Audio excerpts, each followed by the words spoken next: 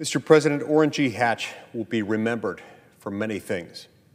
His 42 years of service in this body are marked by successes, historic and prolific legislation, and of course, statesmanship. He served longer as a U.S. Senator than any other in the history of the state of Utah or in the history of the Republican Party. At his retirement, he had passed more bills into law than any other legislator alive, an astounding 750. While the record of his service is remarkable and memorable, I invite the Senate and the nation to remember Senator Orrin Hatch by the things that he remembered every day here in the Senate and in his private life. Every day upon entering his Senate office, Orrin Hatch would look upon a prominently hung painting depicting his Utah pioneer grandfather and great-grandfather as they were fording a stream on horseback. This image, like so much else in his life, was a reminder of Senator Hatch's pioneer legacy, his ancestry, and destiny. In Utah, there's almost no more honorable title than that of pioneer. In the particular parlance of our state, a pioneer is not merely someone who goes where others haven't gone before. No, a pioneer looks toward the future without forgetting who he or she is. A pioneer, like those who settled the Salt Lake Valley and much of the western United States, does so not out of conquest or in search of glory. A pioneer goes and works out of duty and responsibility and faith. Orrin Hatch always remembered his roots. Raised the son of a mechanical laborer, he grew up in a family of little means.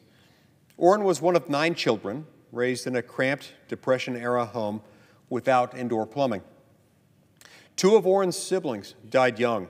Another, his older brother Jesse, gave the ultimate sacrifice as a turret gunner flying over Austria mere months before the Allied victory in Europe. Orrin always remembered this example of work and sacrifice from his parents and from his brother Jesse. The sense of duty to God, family, and nation was the primary driver throughout his life.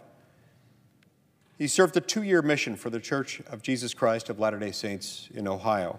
He became the first in his family to graduate from college, attending Brigham Young University. He met Elaine Hansen, and the couple married in 1957.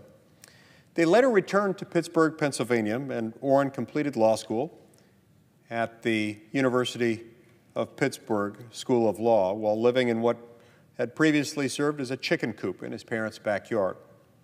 He worked as a metal worker and as a janitor to provide for his family while attending law school.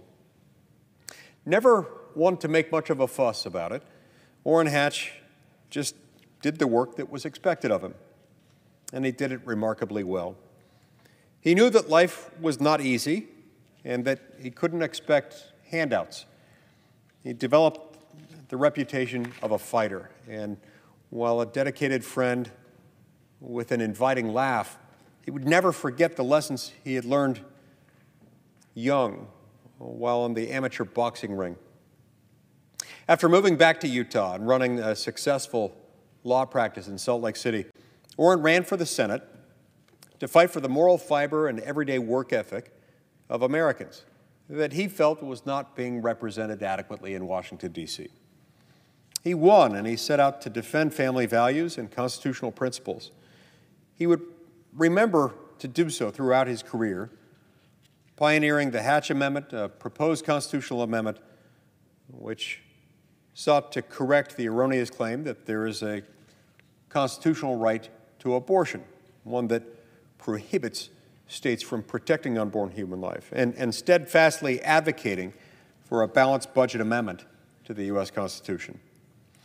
Orrin Hatch defended life, religious liberty, economic responsibility, and personal freedom throughout his entire service in the United States Senate. His 750 proposals that became law cover everything from welfare reform to regulatory restructuring, laws adjusting the federal judiciary to hallmark tax cuts. Hatch's tenure in the Senate was marked by his chairmanship of the Health, Education, Labor, and Pensions Committee, the Committee on the Judiciary, and the Finance Committee before serving as President pro tem. Senator Hatch helped rein in activist federal judges and reform the entire federal judiciary, and has helped restore the true meaning of the Constitution as applied and interpreted by our courts. Senator Hatch played a prime role in the nomination of every Supreme Court justice for decades. He defended the court and the honor of justices serving and presenting themselves with different judicial philosophies. Beyond his countless political accomplishments, Orrin Hatch was a dedicated father, grandfather, great-grandfather, and man of faith. He always remembered the most important things in life. He composed countless songs of praise and of patriotism. He served as a volunteer leader in his church congregations and his communities. He founded the Orrin G. Hatch Foundation to carry on and remember his work and advocacy for collegiality and bipartisanship after his retirement from the Senate. Orrin Hatch always remembered Utah. On weekends, he could find him at the grocery store, in his church congregation, rubbing elbows with people he knew and loved. He would talk about the politics of the day, but also the news affecting communities and families he cared for.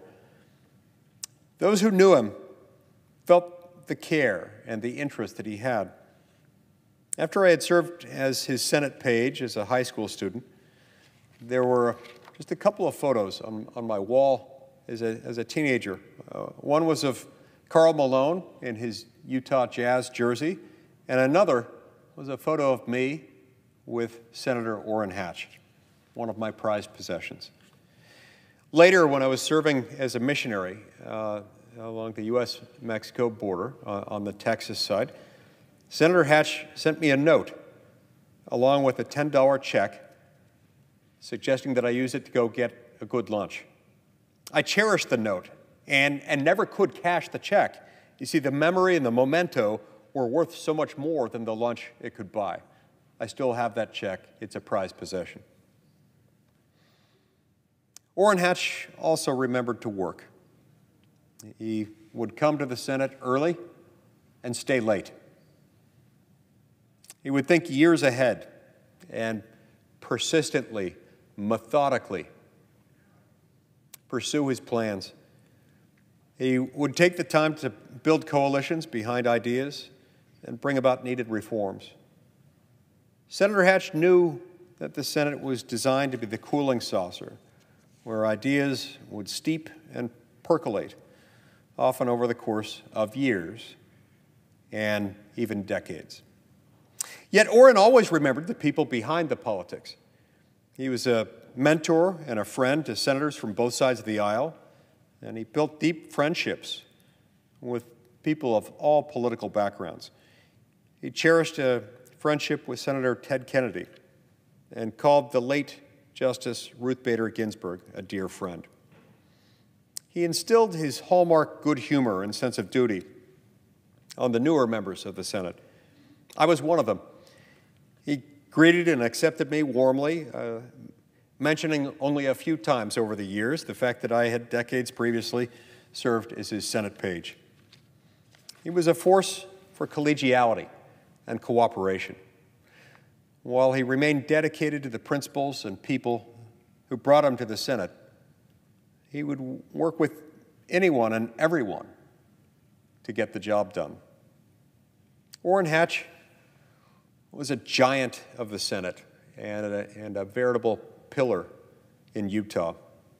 His influence, his hearty laugh, and powerful advice are missed by us here in the Senate and by millions in Utah.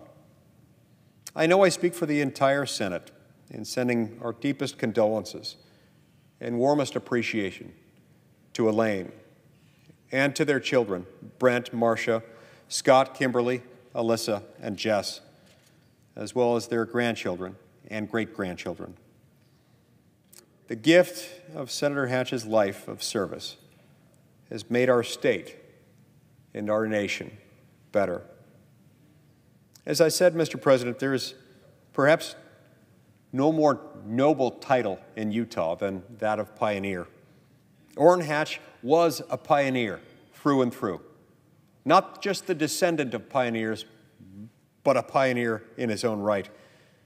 He followed in the footsteps of his forebears, and he left a legacy of dedication, of service, and of truth. I commend his memory to the history of our republic in the words of a beloved hymn fittingly entitled, "They the Builders of a Nation."